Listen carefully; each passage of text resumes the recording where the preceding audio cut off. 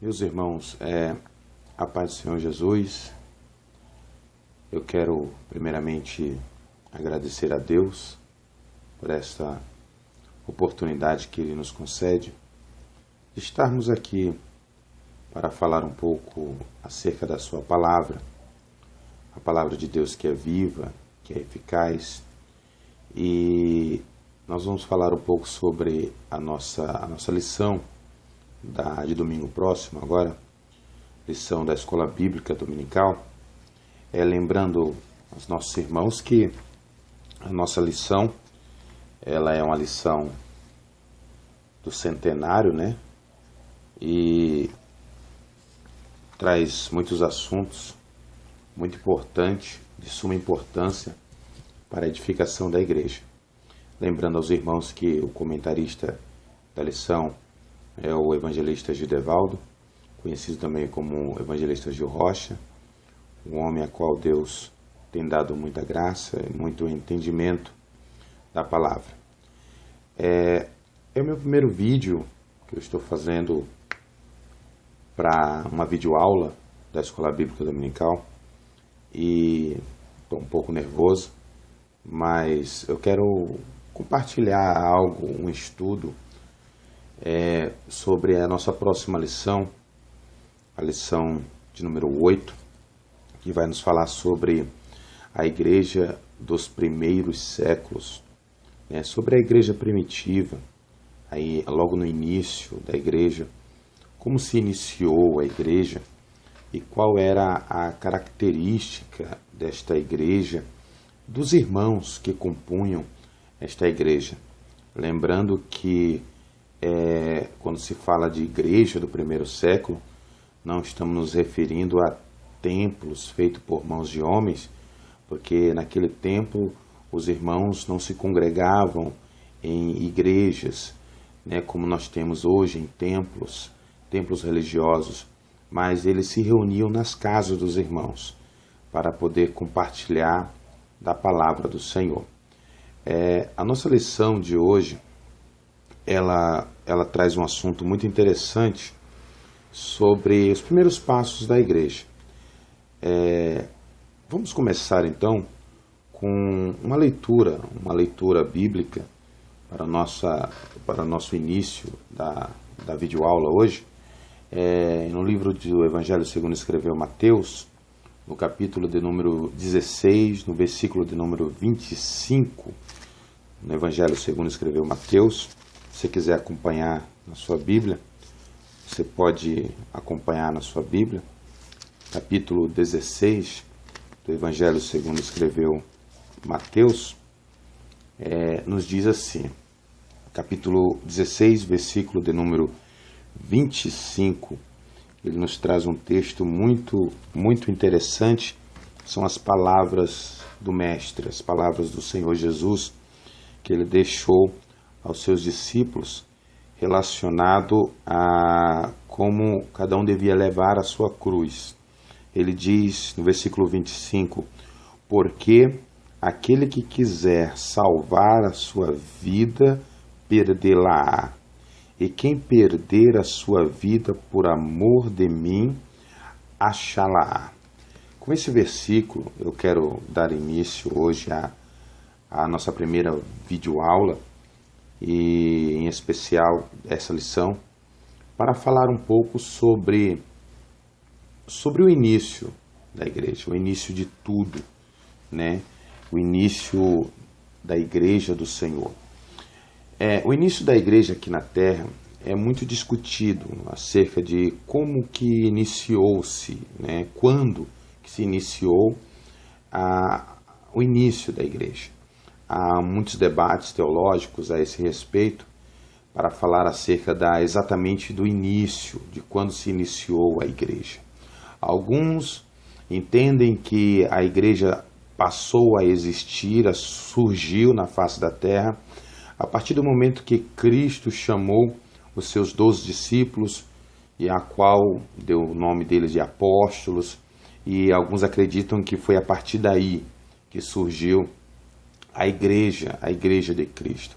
Outros já sustentam a hipótese de que, a tese de que a igreja realmente surgiu lá em Atos capítulo 2, na descida do Espírito Santo ao cumprir-se o dia de Pentecoste. Alguns acreditam que foi naquele momento que a igreja surgiu, quando recebeu a promessa do derramamento do Espírito Santo. Mas eu não quero me deter neste assunto. Não quero me deter nesse assunto porque muitas vertentes teológicas acerca disso. Mas nós vamos falar sobre o crescimento, o início da igreja. Vamos nos respaldar em Atos capítulo 2, né, onde vai nos falar que eles estavam todos reunidos e que logo depois do derramamento do Espírito Santo, Pedro pregou, né, porque houve um questionamento acerca de que eles estivessem supostamente embriagados àquela hora do dia. E a Bíblia menciona que eles estavam reunidos no mesmo local e que o número de pessoas que estavam reunidos naquele local era cerca de 120 pessoas. 120 pessoas que estavam reunidos naquele local. Todos nós acreditamos que eram 120 pessoas que receberam o poder do Espírito Santo, o revestimento de poder, que é uma promessa do Pai. E a partir daquele momento, a igreja começou a crescer de uma forma maravilhosa, começou a crescer de uma forma espetacular. A igreja começou ali com os seus 120 e logo ali começou a crescer. Eu quero mencionar algo aqui muito interessante, como que nós chegamos a este número, né, de 120. Se você pegar a sua Bíblia e folhear um pouco a sua Bíblia até o livro de Atos dos Apóstolos, acompanhe junto comigo aí no capítulo de número, deixa eu só confirmar aqui, no capítulo de número 1, capítulo 1, versículo 15, capítulo 1, versículo de número 15, que nos diz assim: E aqueles dias, levantando-se Pedro no meio dos discípulos, ora, a multidão junta era de quase 120 pessoas. É um versículo que nos fala exatamente a quantidade das pessoas que estavam reunidas, né? Aqui é aquela passagem que eles foram escolher Matias, foram lançar sorte para escolher o 12º discípulo, porque Judas Iscariotes havia se matado, né? Eu não quero entrar nessa questão de Judas, se ele se matou, se ele se precipitou, mas aqui nos fala sobre a escolha de Matias, né? A escolha de Matias. E há um grifo aqui na Bíblia que fala que eram aproximadamente quase 120 pessoas que estavam reunidos. Alguns acreditam que esses 120 eram os que estavam lá nos cenáculos, é o que nós acreditamos. O escritor, o Dr. Lucas, ele usa um adjetivo, né, que é todos. Quando ele diz lá em Atos capítulo 2, no versículo 1, ele diz: cumprindo-se o dia de Pentecostes, estavam todos reunidos no mesmo lugar. Esse todos é um adjetivo.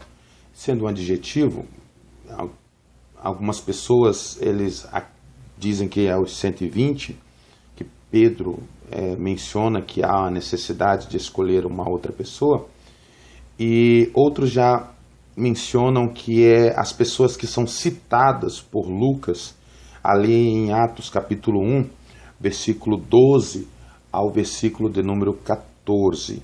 Né? Se você quiser acompanhar aí na sua Bíblia, capítulo 1, do versículo 12 ao versículo de número 14, ele diz assim: Então voltaram para Jerusalém todos do monte chamado das Oliveiras, a qual estava perto de Jerusalém, à distância do caminho de um sábado.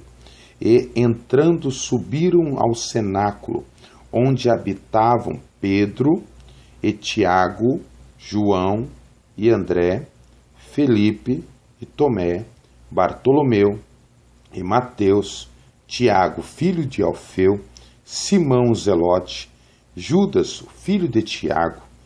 Todos estes perseveravam unanimemente em oração e súplicas com as mulheres e Maria, mãe de Jesus, e com seus irmãos. Bem verdade que aqui a citação não dá os 120 pessoas, né? Mas observe que o escritor usa novamente a palavra todos, né? Um adjetivo. E é bem provável que ele tenha apenas destacado aquelas pessoas que faziam parte, tinham uma influência na igreja, né? Vamos dizer assim, a liderança religiosa que estavam no princípio com Cristo. Então, os 120 mais ou menos fica assim explicado aos irmãos. Vamos logo iniciar aqui. Então vamos observar que eles começaram com 120 pessoas no cenáculo.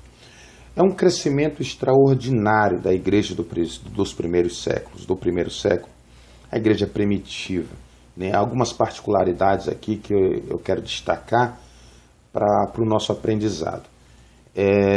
A igreja primitiva, ela tinha uma particularidade muito grande, uma intimidade muito grande com Deus, tinha uma característica extraordinária na presença de Deus e que nós queremos destacar aqui nesta noite. Pois bem, eles começaram com 120 pessoas reunidas no mesmo local. Quando o Espírito Santo desceu e Pedro efetuou ou ministrou o seu primeiro sermão para defender, né, aquela ocasião, o que estava acontecendo, e logo após Pedro terminar de pregar, a Bíblia nos diz que agregaram-se a ele quase 3.000 almas, pois é isso que nos diz Atos capítulo 2, no versículo de número 41. Se você quiser acompanhar na sua Bíblia aí mais uma vez, Atos capítulo 2, versículo de número 41, ele é bem taxativo aqui, diz que de sorte que foram batizados os que de bom grado receberam a sua palavra, e naquele dia agregaram-se quase 3.000 almas. Observe o salto extraordinário que a igreja deu em crescimento em números de novos convertidos, de 120 para quase 3.000 almas, com um único sermão de um homem cheio do Espírito Santo de Deus. Mas a igreja não parou por aí. A igreja continuou na obra da evangelização, e a Bíblia nos diz que em Atos capítulo 4, no versículo de número 4, acompanhe aí na sua Bíblia, Atos capítulo 4, no versículo de número 4, que nos fala, essa passagem nos fala sobre Pedro e João perante o sinédrio. Após eles terem curado aquele coxo, né, e foram questionados acerca do que havia acontecido com aquele coxo, e queriam proibi-los de pregar em nome de Jesus, Pedro e João estavam perante o sinédrio, e ele diz que, capítulo 4, vamos ler aqui alguns versículos, e diz: estando eles falando ao povo, sobrevieram os sacerdotes e os capitões do templo e os saduceus, doendo-se muito do que ensinassem o povo e anunciassem em Jesus a ressurreição dos mortos. E lançaram mão deles e os encerraram na prisão. Até o dia seguinte, pois era já tarde. Muitos creram. Muitos, porém, dos que ouviram a palavra creram, e chegou o número desses homens quase 5.000 pessoas. De 120 para quase 3.000, e depois mais um salto para quase 5.000 pessoas, para quase 5.000 pessoas.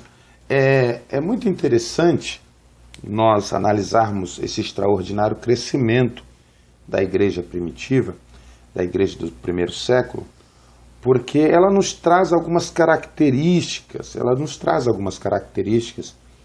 que favoreceram esse crescimento, um crescimento extraordinário na presença do Senhor. A Bíblia nos mostra que a fonte que era acrescentado na igreja. Observe que o Dr. Lucas, ele nos fala sobre essa fonte de salvação, né? Em Atos capítulo 2, no versículo de número 47, o Dr. Lucas diz: louvando a Deus e caindo na graça de todo o povo, e todos os dias acrescentava o Senhor à igreja aqueles que se haviam de salvar. Ou seja, Lucas destaca que era o Senhor que acrescentava as pessoas que aceitavam, que recebiam a salvação.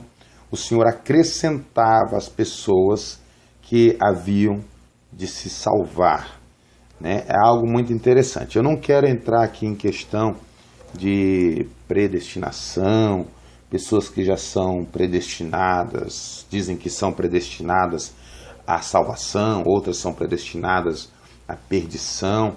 Eu não quero entrar nesse detalhe, que isso aí é um outro assunto para nós lidarmos numa outra ocasião.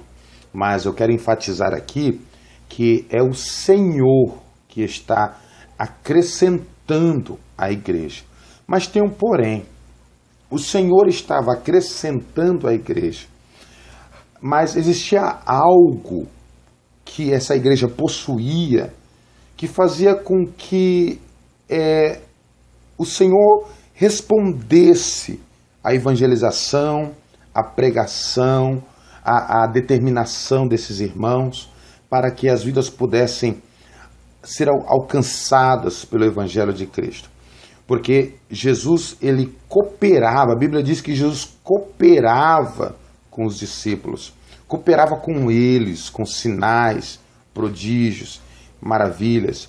Cooperava nos traz um significado de aprovação. O Senhor aprovava as atitudes, as obras, o testemunho que eles davam, e os sinais desta aprovação eram as curas, os milagres, algo extraordinários que o Senhor realizava no seio da igreja, na igreja primitiva. A primeira coisa que eu quero destacar é que esses novos crentes, eles viviam de maneira que colaborava com o crescimento da igreja, conforme nos diz Atos, capítulo 2, do versículo de número 41 ao versículo de número 47. Esses versículos nos trazem algumas características desta igreja.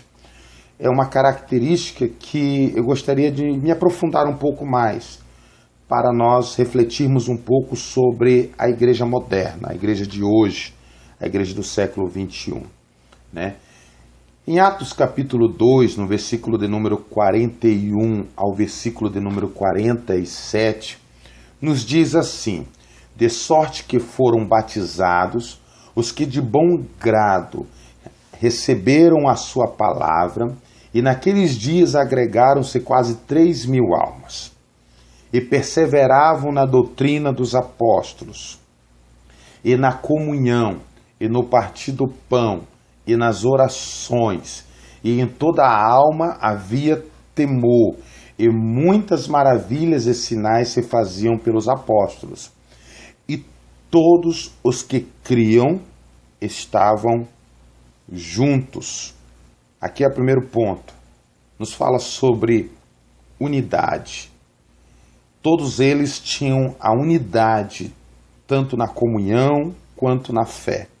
Diz que todos os que criam, acreditar, haviam acreditado na palavra, nos ensinamentos, na doutrina, na pessoa de Cristo, na santidade, na pureza. Todos aqueles que criam estavam juntos. Não havia divisão entre eles. Não havia contendas entre eles. Eles estavam juntos porque acreditavam na mesma coisa. Eles estavam juntos. Pois bem, vamos continuar. Diz aqui, e todos que criam estavam juntos e tinham tudo em comum. Fala sobre propósitos, os mesmos propósitos, os mesmos sentimentos relacionados à obra, propósitos diante de Deus, salvação de almas, alcançar os perdidos. Este era os desejos do coração de todos que faziam parte da igreja primitiva, para que as pessoas pudessem alcançar essa tão grande salvação que chegou até a vida deles também. Então eles tinham tudo em comum. E vendiam suas propriedades e bens, e repartiam com todos. E segundo cada um havia mister. Algumas traduções de mister, outra tradução diz conforme havia necessidade. Eu prefiro essa tradução, necessidade, que é uma linguagem mais clara para nós podermos compreender. Porque não havia necessitados entre eles, porque eles vendiam as suas propriedades e repartiam. Quando surgia a necessidade, eles davam de bom grado, davam com alegria, né? Então, eles tinham esse sentimento de ajuda ao próximo, não de abandono ao próximo, não de abandono ao necessitado. Aquele que estava precisando de alguma coisa, a igreja supria a necessidade deles, porque os irmãos tinham essa consciência de que eles precisavam repartir os seus bens, porque afinal de contas é um ensinamento, né? Um ensinamento do Senhor Jesus. Jesus, ele ensinou nós repartirmos as coisas com os nossos irmãos, com o nosso próximo, né? O ato de nós não ajudarmos se torna um pecado, se torna um egoísmo, se torna até mesmo uma falsidade, uma mentira, porque pregamos amor e não vivemos amor, né? Então a igreja de Cristo, ela é baseada-se nisso, na perseverança, no amor, na partilha de coisas, né? Eles repartiam quando havia a necessidade entre eles. Então vamos continuar. E perseverando, unânimes, todos os dias no templo. Eles perseveravam unânimes, ou seja, mais uma vez, a unidade na oração. Quando eles dobravam os joelhos, eles eram como um perante Deus. Eles eram como uma única pessoa perante Deus. Então eles perseveravam unânimes em oração. Vamos continuar? E diz aqui, todos os dias no templo. E partindo o pão em casa, comiam juntos. E se partiam o pão, faz menção à ceia do Senhor. Aqui que é algo muito lindo, algo muito interessante, algo muito glorioso para o nosso crescimento, para a nossa edificação. Eles eles relembravam, era um memorial, uma ordenança do Senhor, que eles ceassem, né? Eles comiam, partiam o pão em casa, comiam juntos, né? Fala sobre a ceia do Senhor. Eles se assentavam, todos na mesma mesa, todos numa mesma mesa, se assentavam para comer juntos, né? E diz, com alegria e singeleza de coração, louvando a Deus e caindo na graça de todo o povo. Aí entra aquele versículo que nós estávamos vendo, né, que é a fonte da salvação. Aí entra aquele versículo que é a fonte da salvação, né? Eu estava gravando, aí cortou o áudio, mas agora já voltamos novamente, né? Os irmãos não estranhem aí o corte aí no áudio aí, mas vamos dar continuidade. Aqui nos diz que entra novamente aquele versículo, né, que nós estávamos analisando, fala sobre: e todos os dias acrescentava o Senhor à igreja aqueles que se haviam de salvar. Observe algo muito interessante que o Dr. Lucas ele expressa nesses textos. Ele fala sobre a unidade, sobre a perseverança na doutrina, ele fala sobre a comunhão, fala sobre o partir do pão, fala sobre o desejo de estarem juntos, de suprir a necessidade dos irmãos, né, quando havia essa necessidade entre eles, e eles tinham esse sentimento, e ele resume tudo isso numa única palavra. Ele fala sobre singeleza de coração. Além desse vídeo, tem uma apostila que eu acabei de digitar e que eu vou compartilhar com os irmãos do Polo do Santa Luzia 1, né, com aqueles que queiram também. Desculpa, irmãos. E essa apostila traz todo esse conteúdo que nós estamos mencionando aqui nessa videoaula. Pois bem, diz-nos assim, podemos observar que o sentimento, podemos observar nesse texto que Lucas escreve, o sentimento de um verdadeiro evangelho, de um verdadeiro cristão, de uma verdadeira pessoa que está na presença de Cristo, uma verdadeira pessoa que está perante o Senhor. São sentimentos que devem fazer parte da vida da igreja.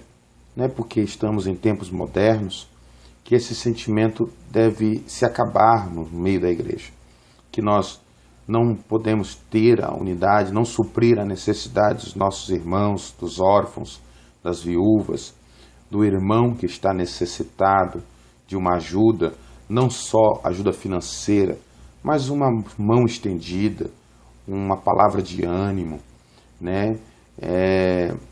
Infelizmente, a nossa geração, ela acredita no perdão de Deus, acredita, mas quando o perdão de Deus é relacionado à própria pessoa, porque quando o perdão de Deus é relacionado ao próximo, eles não acreditam que Deus pode perdoar as pessoas, ou que Deus pode dar uma nova chance às pessoas, e muitos acabam fazendo um papel de Satanás, o papel do diabo, que é o acusador, que diz a Bíblia que ele acusa de dia e de noite, né?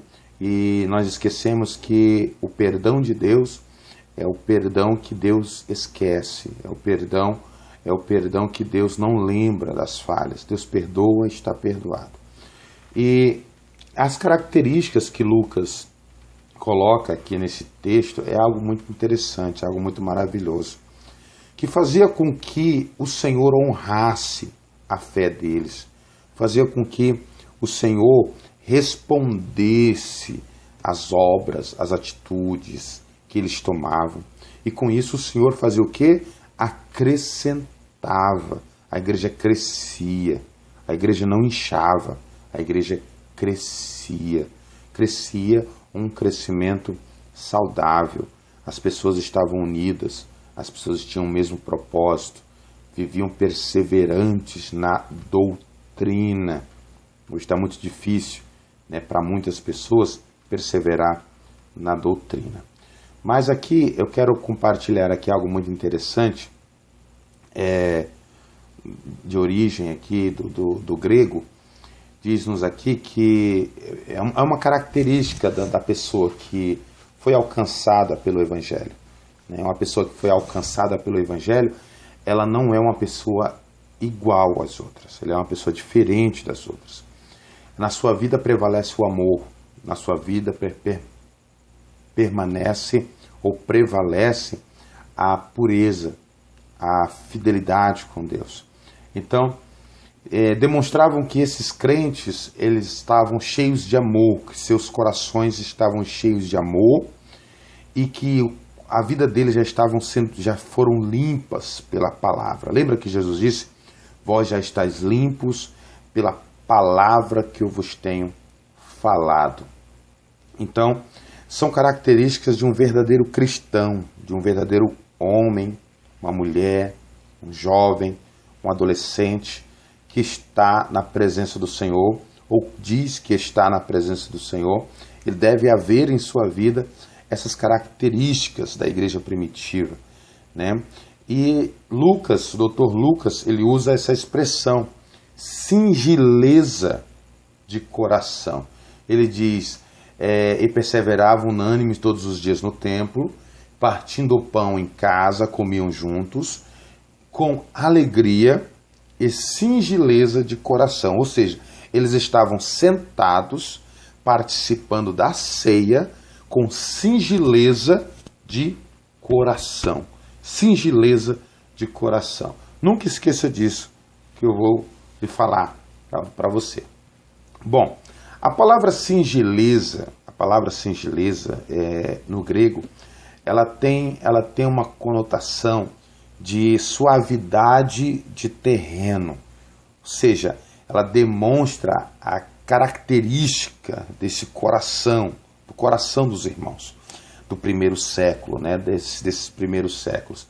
Essa palavra singeleza era a ideia de suavidade do solo, suavidade do terreno, e era um terreno sem pedras. Era caracterizado para descrever um terreno sem pedras, um terreno sem obstáculos, para que as pessoas pudessem caminhar, transitar por esse terreno, sem correr o risco de tropeçar em alguma pedra. Não havia nada que pudesse dificultar a caminhada, né, dessa pessoa. E Lucas, ele usa essa palavra sobre suavidade do solo, terreno limpo, terreno plano, terreno limpo, que não havia dificuldade para eles, não havia nenhum sentimento contrário, não havia nenhuma pedra do orgulho, uma pedra da falsidade, não havia nenhuma pedra que pudesse impedir a comunhão. Sabe o que é comunhão? O grego nos diz que comunhão é koinonia. Koinonia é compartilhamento de coisas, compartilhamento de sentimentos. Chorai com os que choram, alegrai com aqueles que se alegram. É compartilhamento de sentimentos. Eles tinham comunhão entre eles. Eles trocavam sentimentos, trocavam alegrias, trocavam tristezas. E dentro do coração deles, sentado na mesa da Santa Ceia, sentados todos juntos, cada um olhava para o outro e não tinha nenhum sentimento contrário, não tinha nenhum sentimento que pudesse impedir a bênção de Deus de se achegar até a vida da igreja. Jesus, certa feita, disse que quando eu souber que tem um irmão que tem alguma coisa contra mim, eu devo chegar até ele e pedir perdão a ele, para depois oferecer a minha oferta, a qual eu deixei no altar. Então, nós vemos a importância da comunhão no crescimento da igreja, a importância da união no crescimento da igreja. A igreja precisa crescer, devemos crescer. É obrigação da igreja crescer. A igreja está na terra para ganhar vidas, para ganhar almas. A igreja não está na terra para inchar. Não. A igreja está na terra para ganhar almas. Mas esta comunhão entre os irmãos, este testemunho de que Cristo realmente está em nossa vida, está em nosso meio, faz parte do nosso dia a dia. Este testemunho aos não crentes vai fazer com que eles reconheçam Cristo em nossa vida.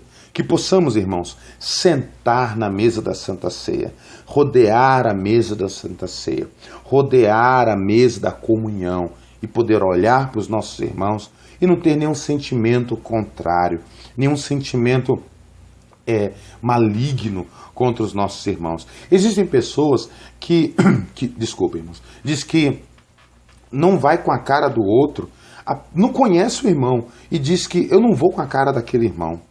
Né? Isso é muito perigoso. São sentimentos que não devem existir dentro do nosso coração. Salmo 133 diz que ó quão bom e quão suave é que os irmãos vivam em união. Né? O óleo precioso só desce depois que o salmista fala sobre a união.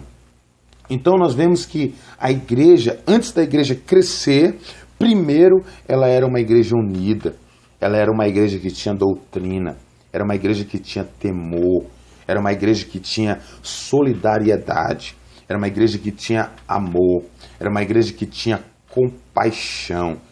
O apóstolo Paulo diz assim: tenhais em vós os mesmos sentimentos que houve em Cristo Jesus. Toda vez que eu leio esse versículo do apóstolo Paulo, que o apóstolo Paulo escreve, eu lembro das passagens dos evangelhos, que quando Jesus estava para realizar um milagre, e o escritor, ele menciona que Jesus se movia de íntima compaixão.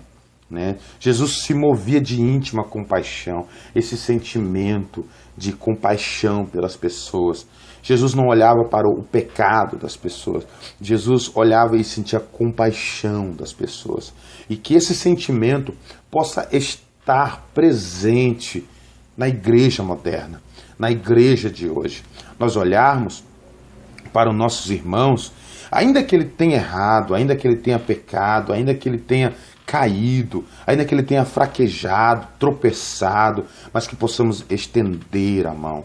Possamos estender a mão, porque o nosso dever aqui na terra é ajuntar. Nosso dever aqui na terra é ganhar vidas para Cristo, e não perdê-las, e não abandoná-las, e não deixá-las de canto, abandoná-las, deixá-las para trás, de maneira alguma. Que possamos ter essa singeleza de coração, que o nosso terreno, lembra da parábola do semeador, que Jesus disse que o semeador saiu a semear, e semeando, uma parte da semente caiu em terra dura, na beira do caminho, a outra caiu em rochas, a outra caiu em espinhos, a outra caiu em boa terra. Solo fala sobre coração, solo fala sobre o nosso coração. O nosso coração não pode ser um coração cheio de pedras, não pode ser um coração cheio de amargura, não pode ser um coração cheio de egoísmo. O nosso coração deve ser um coração limpo pela palavra de Deus. Jesus disse aos discípulos: vós já estáis limpos pela palavra que eu vos tenho falado. Lá no Sermão do Monte, Jesus disse: bem-aventurado são os limpos de coração, porque estes verão a Deus. Então, há uma necessidade tremenda de nós pedirmos para que Deus limpe o nosso coração. Lembra lá quando você pode me dar, mas isso aí é no Novo Testamento, né? Deus se preocupa com o nosso interior. Tudo que é relacionado ao reino de Deus, primeiro vem de dentro para fora. O apóstolo Paulo disse que todo o vosso espírito, alma e corpo, né, de dentro para fora, sejam plenamente santificados e irrepreensíveis para o dia da vinda do Senhor.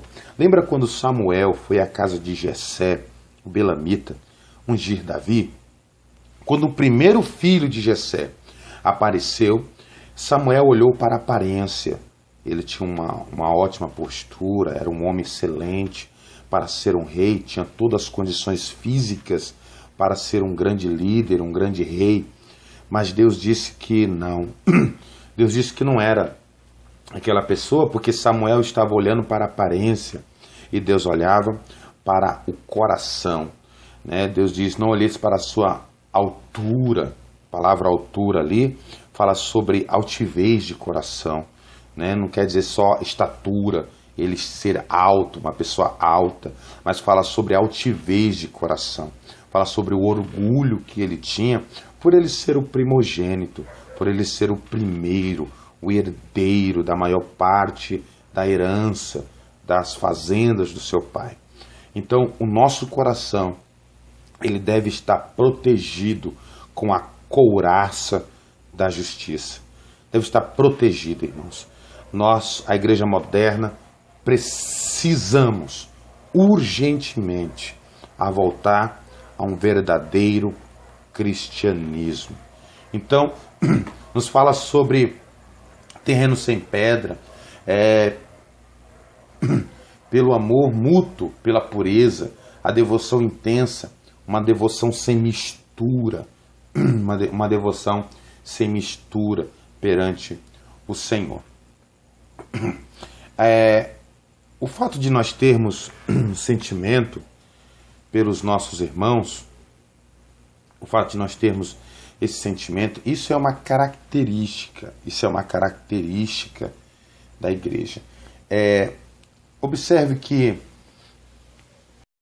bom, como eu estava falando, que esse sentimento é uma característica da igreja, daqueles que realmente são discípulos do Senhor, que realmente seguem a Cristo. Porque a igreja, ela estava unida, a igreja manifestava o amor, a igreja manifestava a misericórdia, a compaixão. Isso tudo são características de uma igreja que tem tudo para o crescimento, tudo para crescer espiritualmente. Observe o que Jesus disse no Evangelho segundo escreveu João, capítulo 13, no versículo de número 35. Se quiser acompanhar na sua Bíblia, como eu já tenho aqui anotado na apostila, a qual nós digitamos, nos diz assim: nisto todos conhecerão que sois meus discípulos, se vos amades uns aos outros. Observe. Eu vou ler mais uma vez, para que isso fique bem fixado, né, na sua memória. Característica de um verdadeiro cristão, de um verdadeiro discípulo de Cristo. Nisto todos conhecerão que sois meus discípulos, se vos amardes uns aos outros. Nisto conhecerão que sois meus discípulos. Conhecerão. Significa que as pessoas irão ver as atitudes, as obras, irão saber que aquelas pessoas que estão praticando tal coisa são discípulos do Senhor, servem ao Senhor. Isso me faz lembrar, agora, não estava nem escrito aqui, mas isso nos faz lembrar uma passagem bíblica que o próprio Senhor Jesus disse que as pessoas verão as nossas obras e glorificarão a Deus que estás no céu, né? Que a nossa luz resplandeça perante os homens, que eles vejam as nossas boas obras e glorifique ao vosso Pai que estás no céu. É algo muito tremendo quando nós não ganhamos as pessoas por palavras, mas ganhamos pelo modo de vida, né? Lembre-se de uma coisa, que o mundo lê um livro e esse livro é a minha e a sua vida. Que possamos ganhar pessoas sem palavras, apenas com atitudes, com gestos de amor, de misericórdia, de carinho, né? Que a humanidade de hoje em dia os homens de hoje em dia, as pessoas de hoje em dia, é uma característica dos últimos tempos. Fala-nos que nos últimos tempos sobrevirão tempos trabalhosos, homens arrogantes, amantes de si mesmo, presunçosos, soberbos, mais amigos dos deleites do que amigos de Deus, homens caluniadores, homens blasfemadores, homens desobedientes a pais e mães, ingratos, profanos. São características de uma sociedade, de um mundo perdido, um mundo sem Jesus, de umas pessoas sem Cristo. E nós estamos aqui na terra, o Senhor nos escolheu para que possamos alcançar essas pessoas, mesmo que nós não venhamos pronunciar uma única palavra, mas que eles vejam as nossas boas obras, vejam Cristo através do nosso testemunho, veja Cristo através da nossa vida. Era isso que a igreja primitiva fazia.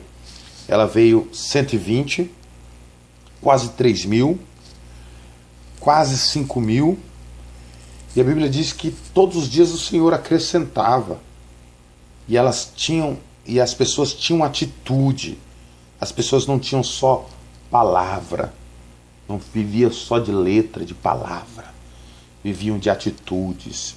Quando o irmão tinha necessidade, eles iam lá e supriam a necessidade dos irmãos. O irmão precisava de uma visita, eles iam, visitavam, ajudavam. Não é à toa que eles estipularam os diáconos para a igreja, para cuidar dos órfãos, das viúvas, dos necessitados, né? Muito diferente da posição do diácono hoje em dia na igreja moderna, né? Posso dizer que a maioria não exerce essa função de estar ali para visitar os órfãos, as viúvas, os necessitados e deixar que o ministério da palavra realmente fique com os pastores, os evangelistas, para que eles se dediquem ao ministério da palavra, né? E nós não podemos esquecer dessas características, irmãos. Nós precisamos ser uma verdadeira igreja de Cristo para que possamos continuar crescendo, ganhando mais vidas para o Senhor.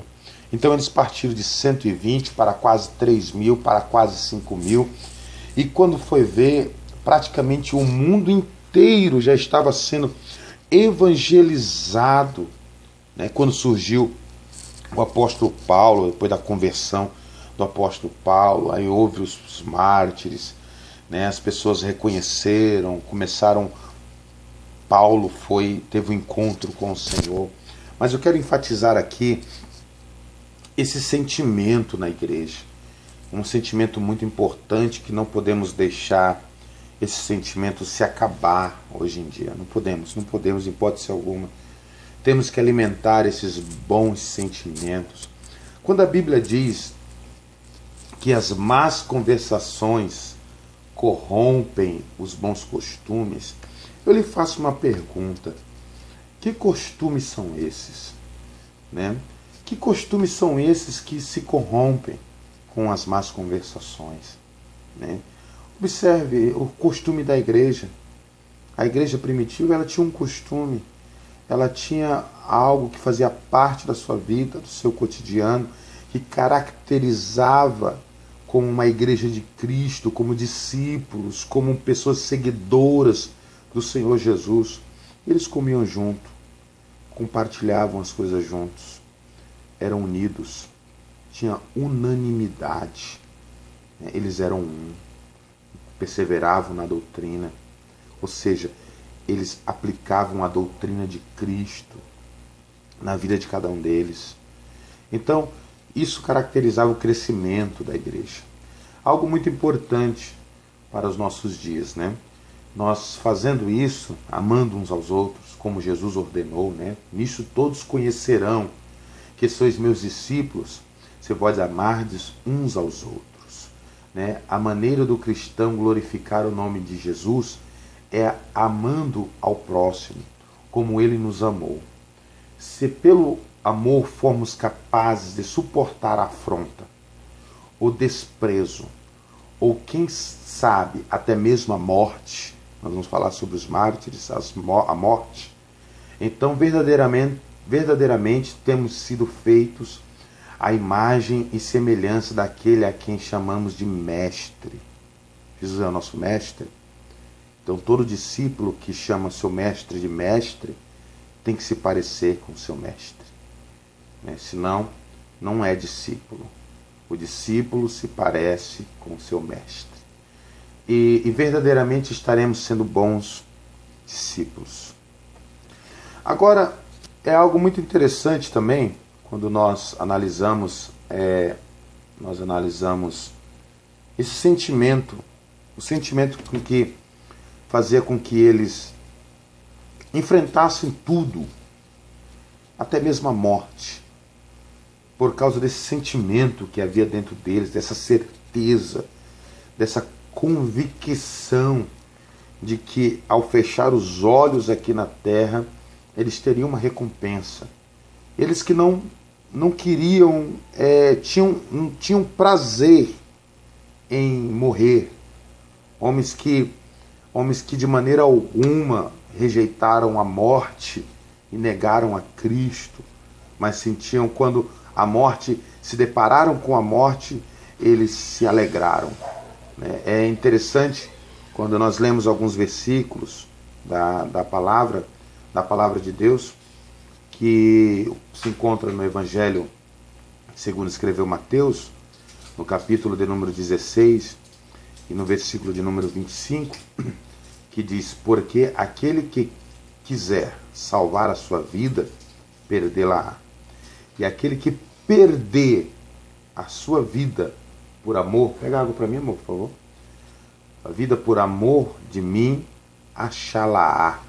Né? O que Jesus quis dizer com esse perdê-la-á?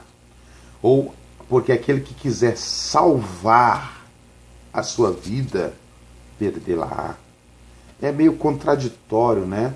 Aparentemente, as pessoas querem ganhar a sua vida. As pessoas acham que... Obrigado, minha esposa me servindo água. Obrigado. As pessoas acham que se nós conquistarmos as coisas na vida, nós estamos trilhando por um caminho bom, né? Quiser salvar a sua vida, perdê-la-á. Quando eu direciono as minhas intenções, os meus desejos, as minhas vontades, exclusivamente para a minha própria vida, para os meus próprios interesses, para as minhas próprias vontades, então eu estou querendo salvar a minha vida, estou querendo alcançar algo melhor na minha vida. E Jesus disse que quem pensa dessa forma, quem age dessa forma, vai perder a sua vida. Mas aquele que perde a sua vida, que não direciona os seus desejos, as suas vontades, os seus anseios, as suas prioridades para a sua própria vida, que perde a sua vida por amor a Cristo, né? Fala sobre valores, por amor a Cristo, achá-la. Então eu entendo que a verdadeira vida a ser vivida não é uma vida independente do reino de Deus, que seja parte do reino de Deus. Pelo contrário, nós realmente iremos viver, realmente estaremos vivendo quando os nossos interesses for o reino de Deus e a justiça de Deus, e as demais coisas nos serão acrescentadas. É o primeiro versículo que demonstra o porquê dessa certeza que eles possuíam. Porque aqui na nossa lição, eu não vou comentar aqui na nossa lição sobre como cada um morreu, porque o nosso evangelista, o evangelista Gil, ele fez questão de comentar sobre Tiago, Pedro, André, Felipe, sobre como cada um morreu e quais foram as obras de cada um, a evangelização que cada um executou, né, antes da sua morte, e até mesmo morreram por causa desta obra. Esse sentimento que levava os discípulos, os apóstolos, os grandes homens de Deus a renunciar à sua própria vida para fazer a vontade do Senhor. Né? Não fugiam da fogueira, não corriam no fio da espada, não enfrentavam cova de leões. O que dizer desse sentimento na vida de Sadraque, Mesaque e Abednego, né? Misael, Ananias e Azarias, né? E que não se dobraram perante a estátua, mas antes quiseram passar pela fornalha, né? E deixar com que Deus resolvesse, decidisse se eles iriam viver ou se eles iriam morrer. E Deus interveio lá dentro da fornalha. Isso é algo maravilhoso, irmãos. Oh, glória a Deus. Isso é algo glorioso. Quando nós entregamos a nossa vida ao Senhor e resolvemos não viver para os nossos próprios interesses, mas viver para os interesses do reino de Deus. Isso é algo muito maravilhoso.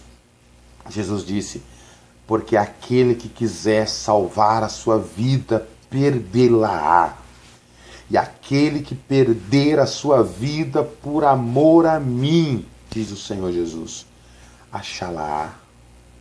Talvez até hoje você tenha perdido a sua vida, correndo atrás de seus próprios interesses.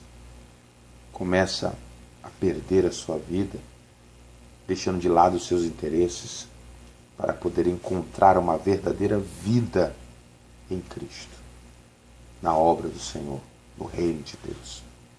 Porque o reino de Deus precisa de você. Então, um outro versículo eu encontro em Apocalipse, capítulo 2, versículo 10, né?